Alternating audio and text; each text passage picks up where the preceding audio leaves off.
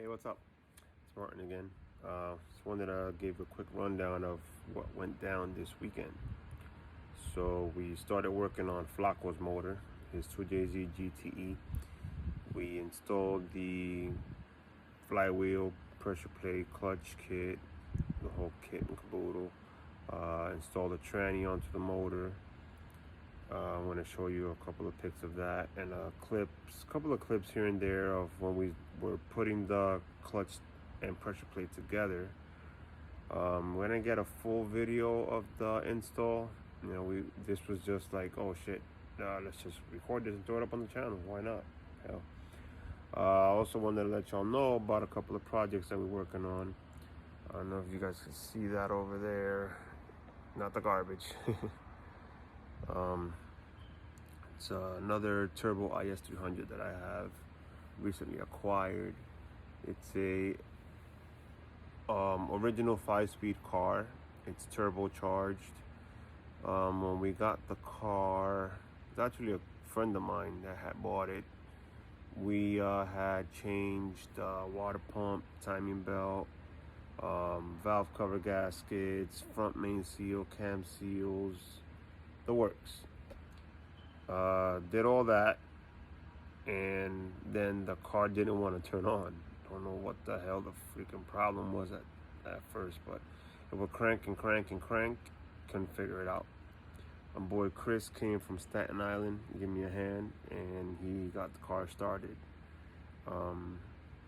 It was just giving us a problem to start, so he told me to change the coolant temp sensor, and that should take care of the problem. So this past Sunday, we finally got a chance to work on the car.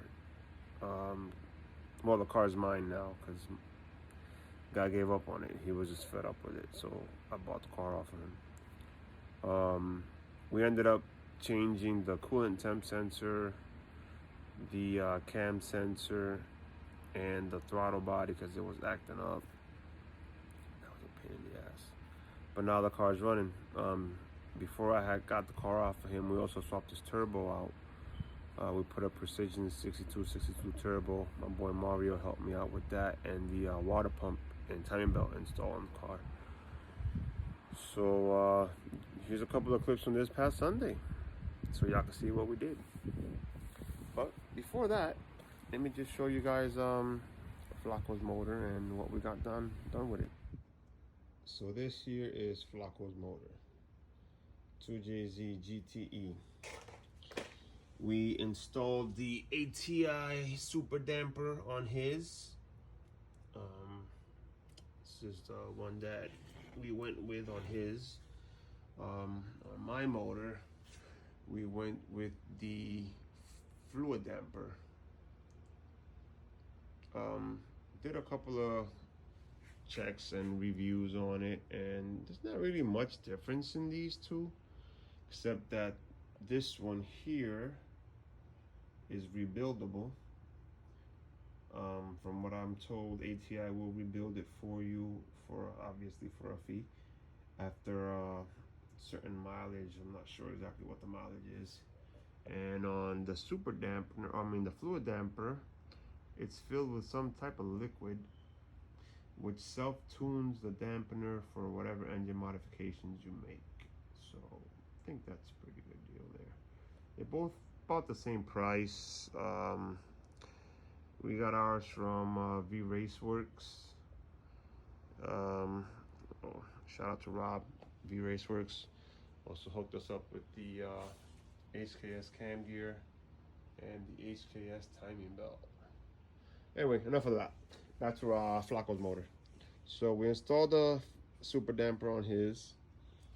Installed the Precision 6267 turbo. This is my old turbo that came off that motor. Hooked them up with the matching valve spark plug cover.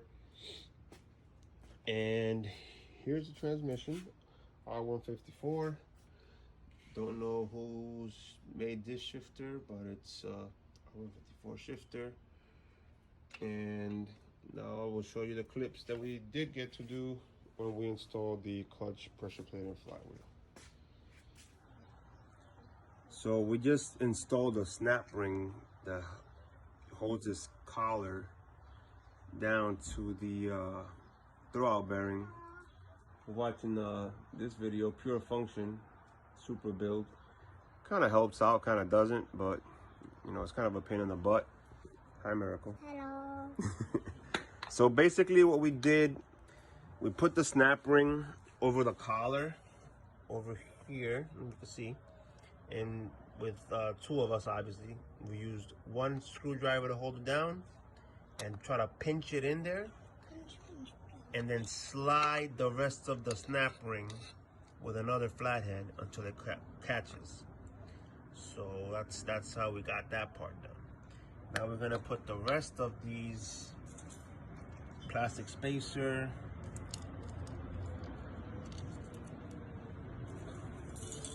wave washer,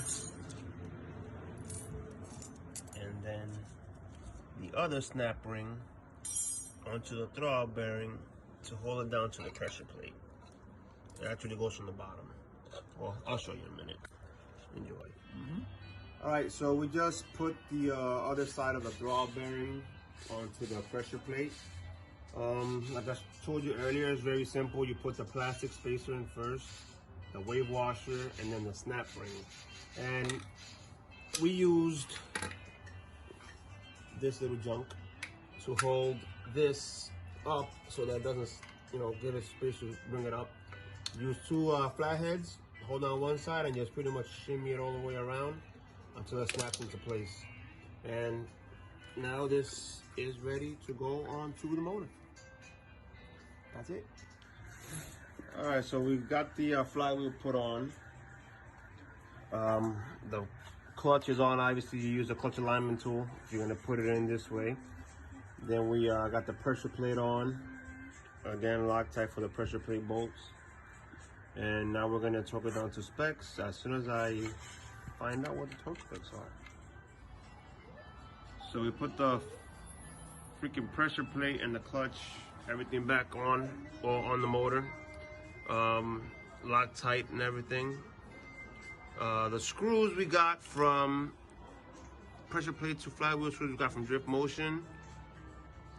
And now we're about to put the R154 trans onto the motor. So right now we're putting on the ARP flywheel bolts using your Loctite. Put a little bit of Loctite on there and slide it, put it back in. And then I was researching the torque specs, and from what I see, it says to torque them down to 36 foot-pounds, and then once they're torqued down to 36 foot-pounds, give it a 90-degree turn. So that's what we're gonna do. Got our little handy-dandy torque wrench here. You're gonna need a 13mm.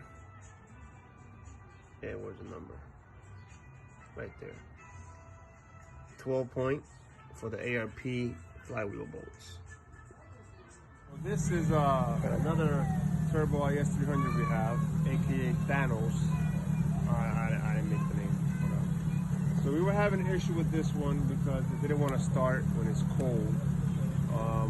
We did all the maintenance as far as timing belt, water pump, cam seals, front main seal.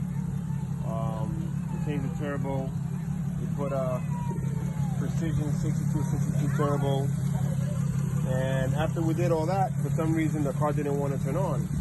It would crank and crank and crank until after like 5-10 minutes it would turn on.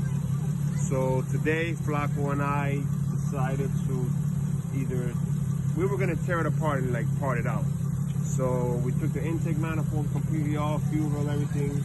We changed the cam sensor. We changed the coolant temperature sensor. It's down here. Cam sensor's back there. I changed the crankshaft sensor and we put another throttle body in it. And now the car fired right up. So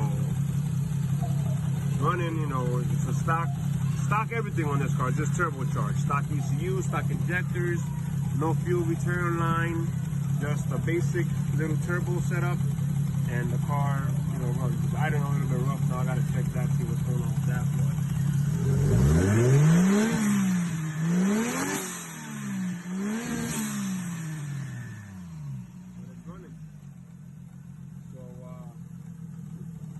anybody in the Jersey area wants to buy it, it's up for sale. Gotta change the return line though because it's leaking oil from the return line. But about it. Later.